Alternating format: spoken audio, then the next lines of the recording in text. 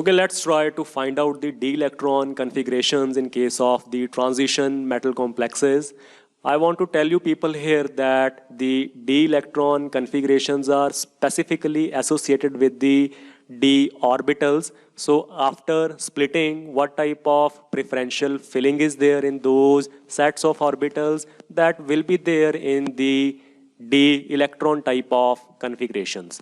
So here you can see that is the first case is of the tetrahedral cobalt isothiocyanate complex, in which first of all we can find out the oxidation state of the cobalt, which will be what? Which will be X for this cobalt here plus 4 multiplied by -1, because the charge on this isothiocyanate is what? It is -1, and overall charge you can see here is what? It is -2.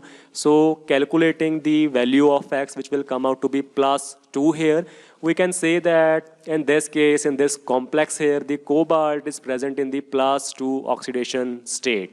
And for cobalt, the atomic number is 27. Therefore, the regular electronic configuration is what? It is 3d7 and 4s2. And thus, for cobalt +2, it will be 3d7 only. This means in this complex here, we will be talking about the D7 type of configuration, right?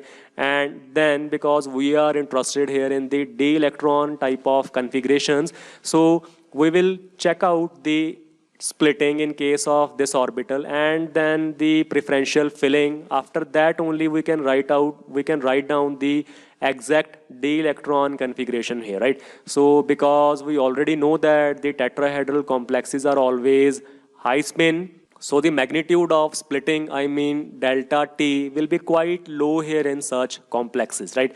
And moreover, we know that in case of the tetrahedral field of ligands, the splitting occurs in such a way that the two orbitals, namely dx square minus y square and the dz square, they come down the barycenter line and are known as the E set of orbitals. On the other hand, the other three orbitals, namely the dxy, yz as well as the zx, moves above the barycenter line and they are known as the T2 set of orbitals, right? And moreover, you can see here the extent of crystal field splitting is quite low, so that now we can fill the electrons, I mean these 7 electrons here, in order to find out the d-electron configuration. So the filling will be like what? It will be 1, 2, then the third electron will definitely go here to the T2 set of orbitals because of low crystal field splitting here. So let me draw here the third electron, then the fourth one, fifth, sixth, and then is the seventh electron, right? So corresponding to these d orbitals after splitting, I mean now you can see here that 4 electrons are present in the lower E set of orbitals, so that I can write here in the E set of orbitals 4 electrons are present, and after that in the T2 set of orbitals 3 electrons are present, so the d-electron configuration will be like E4 and T2 3 here, right? So in this way we can easily write down the d-electronic configurations for any transition metal complex, and for this case it will be E4 and T2 3, right? So now let us quickly move on to the second case, which is actually a complex of iron and nitrile, and it is a low spin octahedral complex. Okay, so first of all we will be starting with the calculations of the oxidation state of the iron, and we will see here in this case, because the cyno is having a charge of -1, you can see here, and the overall charge is -4 here, putting it here in this formula.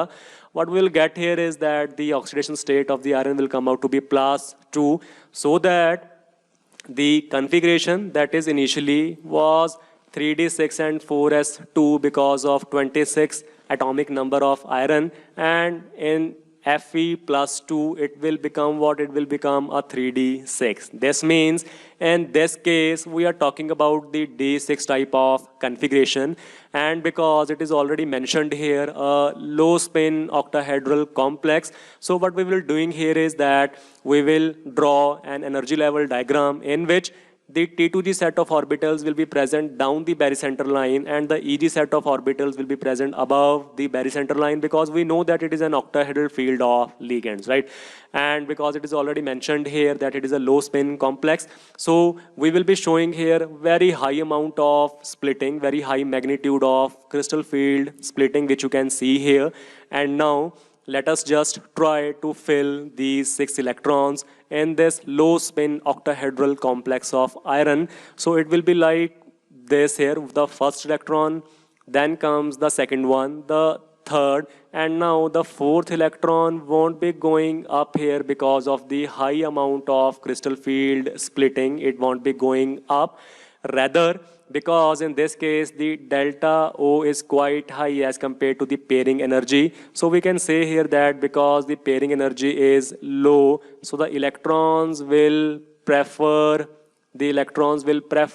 to pair up, right? So because they will prefer to pair up, so the fourth electrons will come down here and it will prefer pairing in this way. I mean the fourth electron, then comes the fifth, and then the sixth electron, right?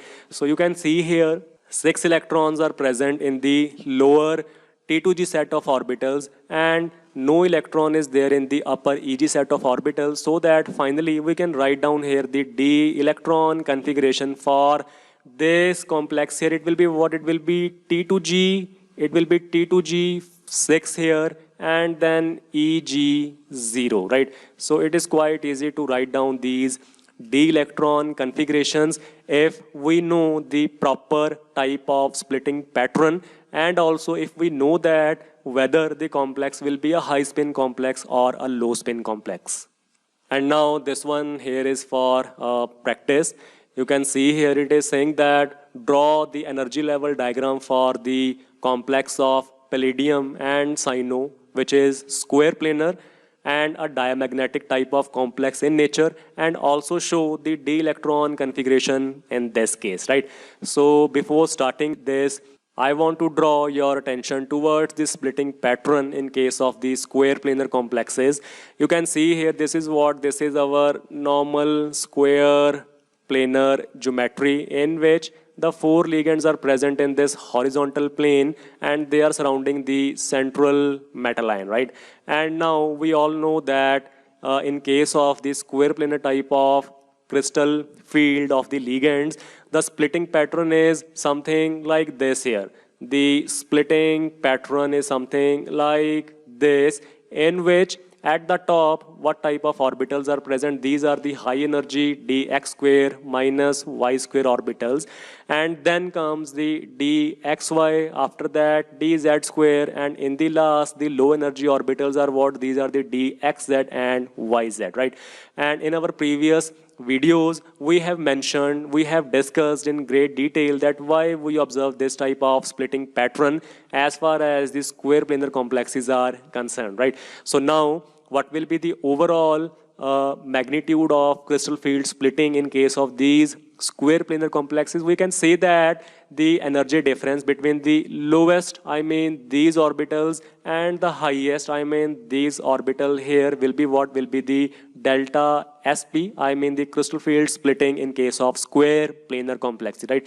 And even we can calculate delta sp by simply adding this much magnitude, which is 1 delta O, I mean crystal field splitting for octahedral case, and then from here to here is what? It is 0.656 delta O, and finally from here to here is, you can see it is 0.086 delta O, right? So in order to calculate our delta SP, we just have to do is what? We just have to add this delta O plus 0.656 delta O and then 0.086 delta, and it will come out to be 1.74 times delta O. Okay.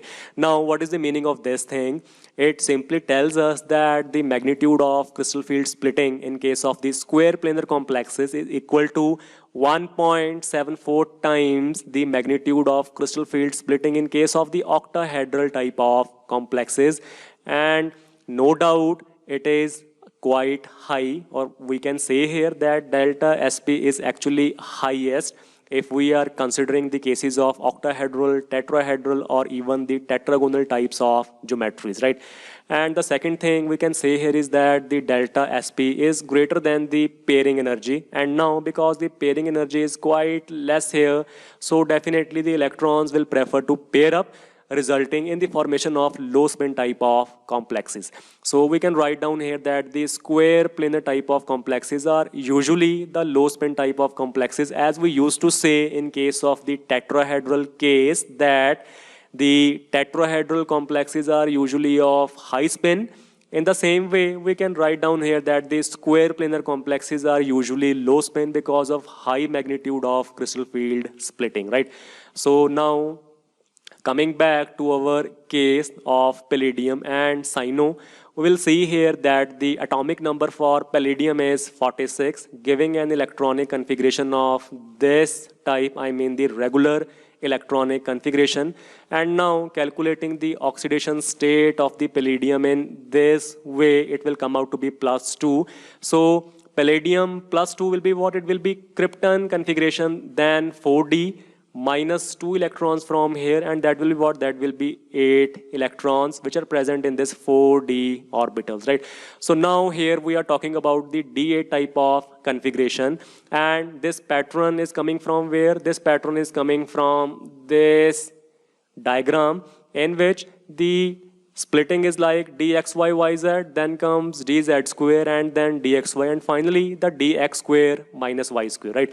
And now keep in mind that it is always a low spin complex and electrons will prefer to pair up. So let us just start with the filling of these 8 electrons, and it will be like 1, 2, then comes the 3 here, and 4 because of low pairing energy, 5th, 6th, 7th, and then comes the 8th electron, right? So that I can write here the d-electron configuration, I mean the electronic configuration corresponding to our d orbitals will be what? It will be dzx with 2 electrons, then comes the dyz with 2 electrons, followed by dz square with 2 electrons again, and finally the dxy once again with these 2 electrons, right? So in this way, we can easily write down the d-electron configurations for the transition metal complexes, provided we should know that what type of geometry is there, what type of crystal field splitting is there, and whether the complex is a high spin complex or low spin complex, and lastly, what is the magnitude of splitting in that complex. It won't be difficult to write the d-electron configuration for any transition metal complex. So this is all for this lecture here. Thank you so much.